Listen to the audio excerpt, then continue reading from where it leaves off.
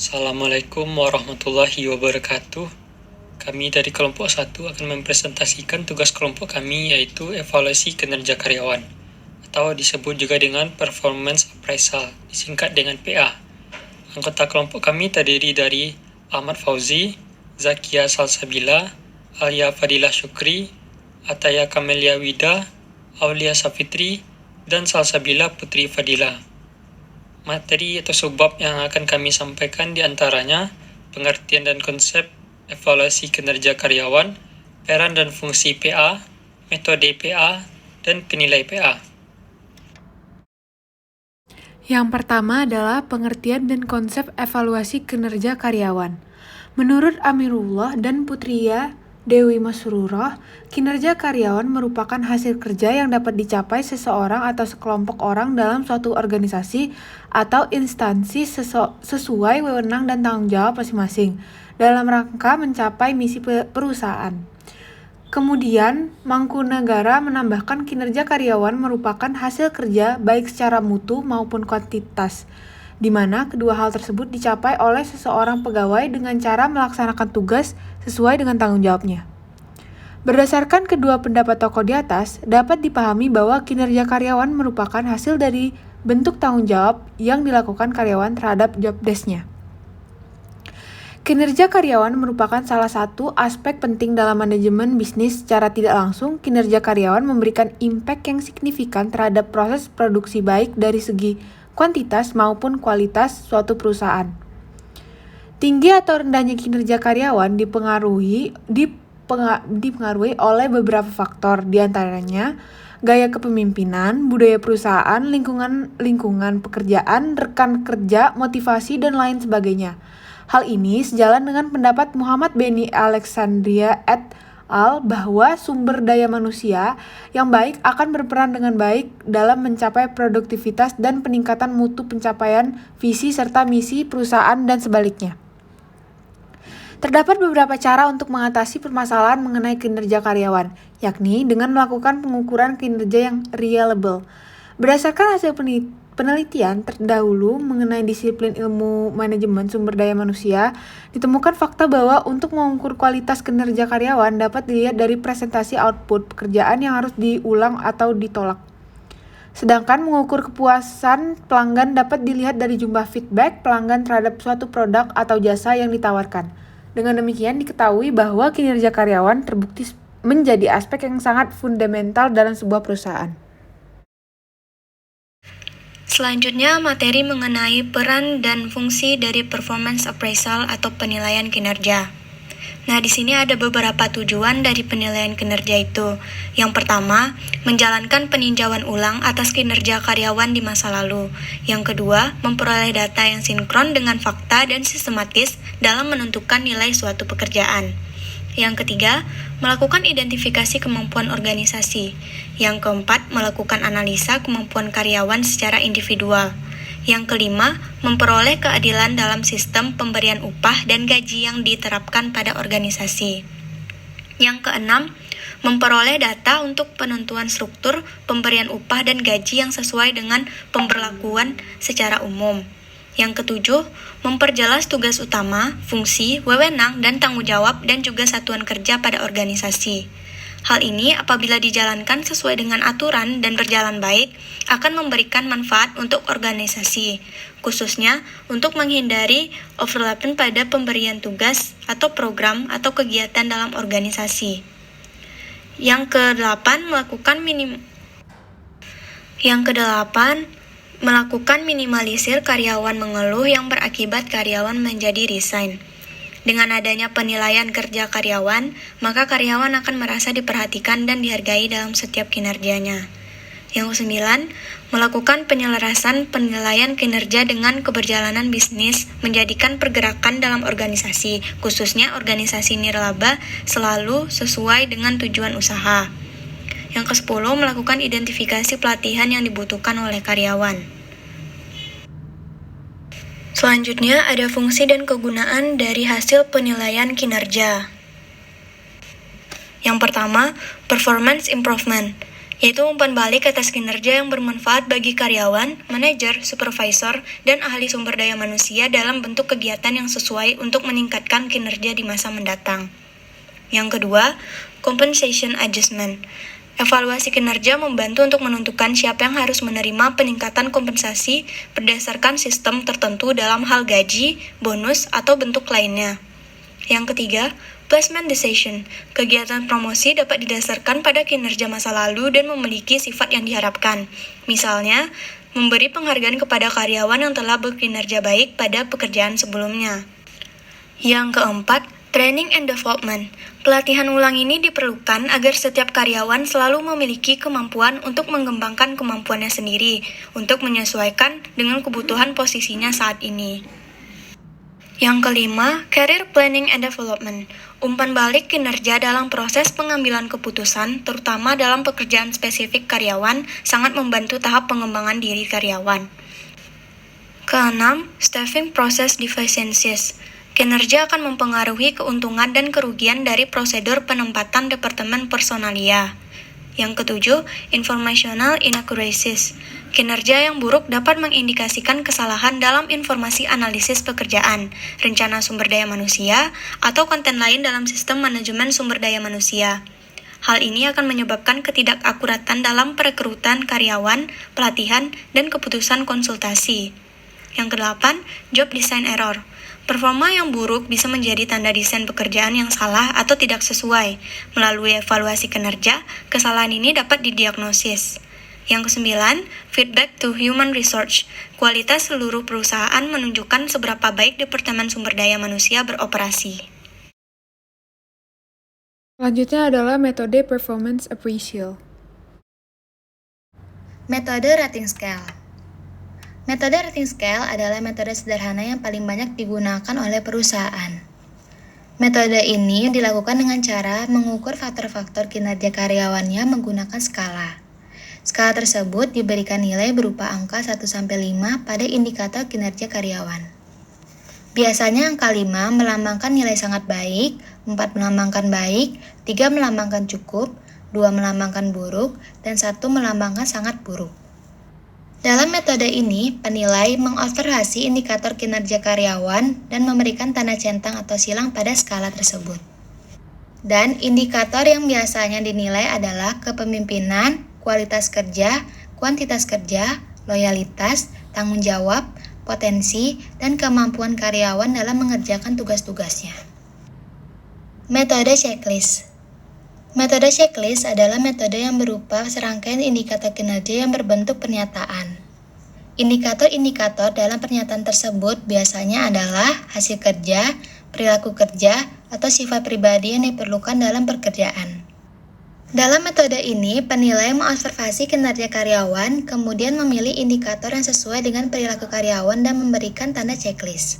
Setiap indikator kinerja memiliki bobot dan di akhir bobot tersebut akan dijumlahkan. Metode esai. Metode esai adalah metode yang dilakukan dengan cara penilai merumuskan hasil penilaiannya dalam bentuk esai. Isi esai tersebut mengenai kelebihan dan kelemahan yang dimiliki oleh karyawan, bagaimana kinerja karyawan terdahulu, dan potensi-potensi apa saja yang dimiliki oleh karyawan tersebut. Lalu di akhir, penilai akan memberikan saran-saran untuk pengembangan karyawan agar lebih baik ke depannya. Metode critical incident. Metode critical incident adalah metode yang dilakukan dengan cara penilai mengamati dan mencatat kejadian-kejadian kritis yang dilakukan oleh karyawan, baik positif maupun negatif selama pelaksanaan tugasnya. Penilaian yang dicatat berupa penjelasan tentang hal apa saja yang terjadi dan hal apa yang dilakukan oleh karyawan tersebut. Kemudian catatan tersebut akan dinilai baik itu yang buruk maupun yang baik itu akan dinilai pada akhirnya dan akan dijumlahkan.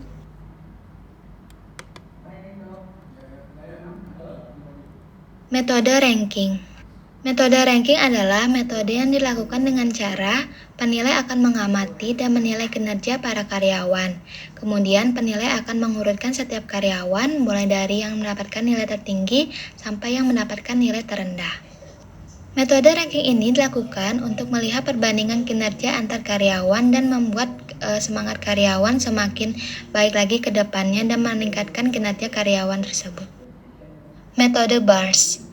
Metode BARS adalah metode yang dilakukan dengan cara penilaian perilaku kerja yang digabungkan dengan perilaku kerja yang sering bersatu dengan sifat pribadi karyawan. Maksud dari sifat pribadi karyawan di sini adalah sifat yang sering ditunjukkan oleh karyawan tersebut sehari-harinya. BARS terdiri atas 5-10 skala untuk setiap indikator kinerja karyawan. Untuk setiap dimensi, disusun 5-10 ancor. Ancor adalah kejadian khusus, yaitu berupa perilaku yang menunjukkan kriteria untuk setiap dimensi. Kemudian, ancor-ancor tersebut disusun dari yang nilainya tinggi sampai yang nilainya rendah. Kemudian di akhir akan dijumlahkan. Yang ketujuh adalah metode Behavior Observation Scale, atau disingkat dengan BOS. Metode BOS hampir sama dengan metode BARS. Tetapi pada metode BOS, penilai akan menilai gabungan dari perilaku kerja atau kejadian kritis dan menyatakan frekuensi atau berapa banyak perilaku tersebut muncul. Para pekerja diobservasi kemudian dinilai secara keseluruhan. Penilai mengobservasi perilaku ternilai berdasarkan ankor. Kemudian akan diceklis pada skala deskripsi level kinerja. Di akhir angka, pada skala akan dijumlahkan. Yang ke-8 adalah metode manajemen by objective, atau disingkat dengan MBO. Setiap perusahaan atau organisasi mempunyai objektif atau tujuan yang akan dicapai dalam tahun mendatang sebagai sasaran dalam rencana strategis perusahaan. Metode MBO adalah metode yang dilakukan dengan menilai karyawan berdasarkan pencapaiannya atas tujuan-tujuan spesifik atau objektif yang telah ditentukan sebelumnya. Tujuan-tujuan tersebut sebelumnya telah ditentukan dan disepakati bersama oleh para karyawan dan manajer. Sebelumnya, karyawan diharuskan menyusun konsep dari tujuan atau objektif, kemudian didiskusikan dengan manajer. Jika diterima manajernya, tujuan tersebut menjadi penilaian kinerja karyawan tersebut. Yang ke-9 adalah metode 360 derajat. Metode ini adalah metode yang dilakukan tidak hanya oleh satu penilai, tetapi lebih dari satu penilai.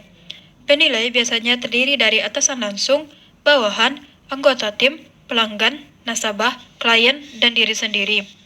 Penilaian dilakukan dengan mengisi formulir yang berisi pernyataan mengenai perilaku atau kinerja karyawan selama mengerjakan tugasnya. Formulir tersebut biasanya dikirimkan kembali oleh penilai melalui media informasi elektronik seperti email. Formulir tersebut akan diolah dan setiap hasil dari penilaian akan dirata-ratakan dan diberikan kepada karyawan sebagai feedback yang dapat digunakan karyawan untuk lebih baik lagi ke depannya. Yang ke-10 adalah metode Forced Choice Scale. Metode Forced Choice Scale adalah metode yang dilakukan dengan cara penilai diharuskan atau dipaksa untuk memilih tetras atau perilaku mana yang paling sesuai dan mana yang paling tidak sesuai dengan karyawan. Metode Forced Choice Scale terdiri atas 15-50 tetrat, tergantung pada level pekerjaan karyawan yang dinilai tersebut. Berikutnya adalah penilaian Performance Appraisal, atau disingkat dengan PA. Pada era globalisasi saat ini, persaingan antar perusahaan kian ketat. Perusahaan dituntut untuk memiliki dan memberikan pelayanan yang terbaik kepada konsumennya.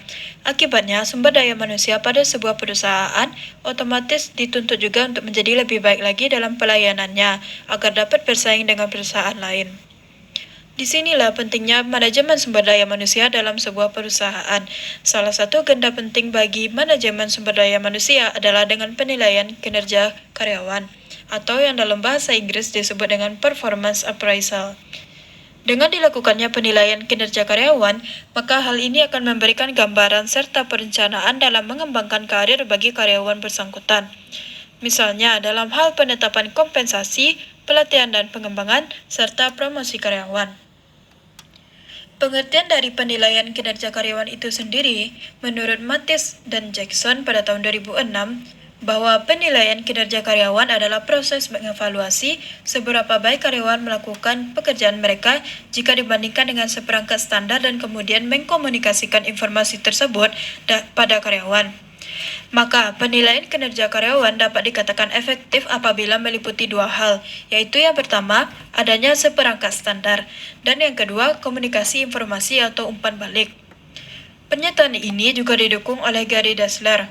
Dalam pendapat dari Gary Dessler, beliau semakin mempertegas bahwa untuk melakukan penilaian kinerja karyawan yang efektif dibutuhkan standar yang telah ditetapkan sebelumnya serta umpan balik atau feedback untuk mencegah terjadinya penurunan performa karyawan sehingga karyawan mampu mencapai tujuan serta target dari perusahaan. Selain itu, kinerja karyawan juga akan lebih optimal karena karyawan akan lebih termotivasi untuk bekerja lebih baik lagi setiap harinya.